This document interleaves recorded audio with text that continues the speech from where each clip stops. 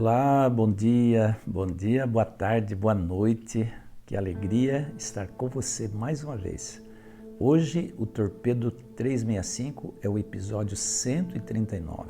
139. Faz 139 dias hoje que estamos então com esse projeto. Esse projeto maravilhoso, bonito, fantástico, que tem sim ajudado muita gente a refletir sobre o amor e os planos de Deus para suas vidas. E esse é o nosso propósito. Então seja bem-vindo, seja bem-vinda aqui ao meu canal, ao Torpedo 365, e gratidão profunda por você que já é inscrito aí no meu canal. E você que não é inscrito, se inscreva e compartilhe os vídeos com as pessoas que você ama. Isso ajuda no crescimento do canal, tá bom? Hoje eu quero refletir com vocês no livro de Sofonias. Sofonias foi também um dos profetas menores do Antigo Testamento, e faltam poucos livros aí para a gente concluir nossas reflexões do Antigo Testamento. Na verdade, na próxima segunda-feira, daqui a 4 dias, nós estaremos finalizando nossas considerações do Antigo Testamento, estaremos adentrando então ao Novo Testamento, né? Isso é muito bom. E eu quero hoje conversar um pouquinho com vocês sobre o livro de Sofonias. Quero dar um panorama geral para vocês sobre quem era Sofonias. Sofonias, dizem alguns estudiosos, foi chamado por Deus para um ministério mais ou menos entre o ano 640 e o ano 609 antes de Cristo. E é o único profeta do Antigo Testamento que parece que era de uma linhagem real, fazia parte dos nobres de Judá. Também era, dizem alguns estudiosos, parente do rei Josias, talvez um primo do rei Josias. Rei Josias é um rei que fez muita diferença na sua gestão, no seu reinado, né, no povo de Deus, no povo de Judá, no reino de Judá, o reino do sul. Por que ele fez muita diferença? Porque ele fez uma reforma profunda religiosa, fez com que o povo se voltasse para Deus e adorasse novamente o Senhor. Ele assumiu o trono com 8 anos e com 20 anos ele começou aquela grande reforma religiosa na sua vida, porque isso já ardia em seu coração, né? Fazer com que o povo voltasse a adorar o Senhor. E essa era uma luta constante de Deus com o povo. Essa coisa de trazer o povo para o caminho de volta, para o caminho do bem, para o caminho do serviço, né, a Deus, para o caminho da obediência ao Senhor. Essa era uma luta constante que Deus tinha com o povo hebreu. E Sofonias, ele escreveu o livro justamente nesse contexto, num contexto em que o povo estava novamente se desviando de Deus, adorando deuses pagãos. O livro cita especificamente 2 desses deuses, né, Baal e Moloque, e o povo estava se desviando de Deus, indo atrás de deuses pagãos, deuses criados pelas suas mentes, né? Porque na verdade não existem outros deuses. Todos os deuses que existem só na mente do povo, só na cabeça do povo. O único Deus que realmente existe, o Deus real, é o Deus criador do céu e da terra, né? Esse é aquele a quem devemos adorar. Qualquer outro Deus, qualquer outro ídolo que nós viemos a constituir ou a instituir na nossa vida, são criações humanas, né? São criados pela nossa mente. E é contra a idolatria que Sofonias dá a sua mensagem. É contra esse comportamento idólatra que Sofonias então profere a sua mensagem, e ele começa, né? Sofonias começa o seu livro no capítulo 1, no primeiro versículo, falando primeiro da sua linhagem, né? De onde ele veio, quem era ele, né? E ele diz assim então, a partir do versículo 2 do capítulo 1, palavras de Deus: eu vou arrasar tudo que existe na terra, diz o Senhor, vou destruí-la completamente, vou destruir os homens e os animais, até mesmo as aves nos ares e os peixes nas águas serão mortos. Os perversos terão apenas montões de ruínas quando eu exterminar os homens da face da terra, diz o Senhor. Eu, com meu próprio punho, esmagarei Judá e Jerusalém, e destruirei o restante das pessoas que adoram Baal. Olha que está citando aí Baal, né? Eliminarei os sacerdotes idólatras a ponto de ninguém mais se lembrar deles. Acabarei com todos os que sobem aos seus terraços e se inclinam diante do sol, da lua e das estrelas. Eliminarei aqueles que adoram a mim, o Senhor, juram em meu nome, mas fazem o mesmo pelo nome do deus Moloque. Veja, aí cita Baal e Moloque.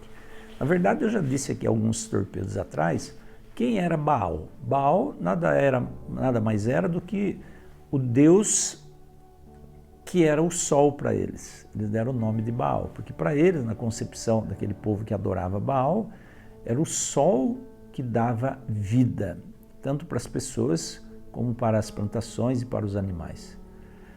Lógico, gente, nós não podemos esquecer a importância da luz solar para a vida do planeta. Mas não significa que o sol é o autor da vida. O sol é uma criatura também, né? O sol foi criado, o autor da vida é o Deus Criador. Então, não adianta desviar a mente, né, o pensamento e a adoração do verdadeiro Deus para uma criatura, tá? E o deus Moloque era aquele deus pagão para quem muitas vezes as pessoas, as nações vizinhas e até mesmo o povo de Israel ofereciam sacrifícios humanos, inclusive sacrifícios de crianças. Sobre os braços do deus Moloque, aquela estátua de metal aquecida e avermelhada pelo calor do fogo, eles colocavam ali bebês vivos como sacrifícios a esses deuses, a esse deus, né, o deus Moloque. E, evidentemente, que isso desagradava muito ao Senhor. Mas Sofonias ele passa a sua mensagem focando nessa questão da idolatria. E aqui eu quero abrir um parêntese para conversar com você. O que são ídolos? Muitas vezes nós podemos pensar assim, não, eu sou cristão, eu não adoro ídolos. Talvez você não se ajoelhe diante de um deus pagão, diante de uma estátua para adorá-lo. Mas o que é um ídolo na nossa vida? O que pode ser um ídolo na minha e na sua vida? Tudo aquilo que toma o lugar de Deus, tudo aquilo que nos afasta da presença do Senhor, passa a ser o nosso ídolo.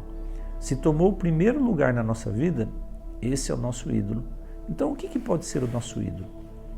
Nosso ídolo pode ser o dinheiro, pode ser a roupa, pode ser o carro, pode ser um estilo de vida, pode ser a nossa casa, pode ser a família, pode ser um relacionamento, pode ser a profissão, um diploma, o trabalho.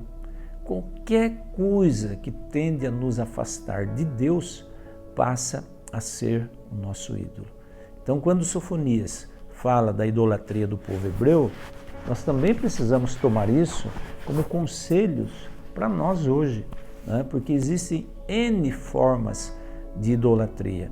E talvez eu seja um idólatra sem mesmo ter consciência disso. O que eu quero dizer com isso? Nós não devemos e não podemos permitir que nada tome o lugar do Senhor na nossa vida. Deus não deve ser apenas o único, Ele deve ser o primeiro e o único no nosso coração. Alguém disse em certa ocasião que no nosso coração tem uma cruz e um trono. Toda vez que eu me coloco na cruz, eu me sacrifico, eu entronizo, eu coloco Deus no trono do meu coração. E esse é o ideal para a vida do cristão, né? Mas toda vez que eu me coloco no trono, que eu me julgo mais importante, ou coloco outra coisa qualquer, outra pessoa qualquer no trono do meu coração, automaticamente Deus vai para a cruz. Eu estou sacrificando, crucificando Deus na minha vida. Então Deus deve ser o primeiro, Ele deve ser o único a sentar-se no trono da nossa vida, no trono do nosso coração. E essa mensagem de Sofonias sobre idolatria, né? Deus profere juízos não só contra o povo de Judá, mas Ele profere juízos sobre todas as nações, os filisteus, Moabe, Amon, Etiópia, Síria, né? E o capítulo 3 é o capítulo que tem as promessas também, né? O versículo 12 diz assim: Só ficarão os mansos e humildes, e eles confiarão no nome do Senhor. O remanescente do povo de Israel não cometerá injustiças, nem estará cheio de mentira e engano.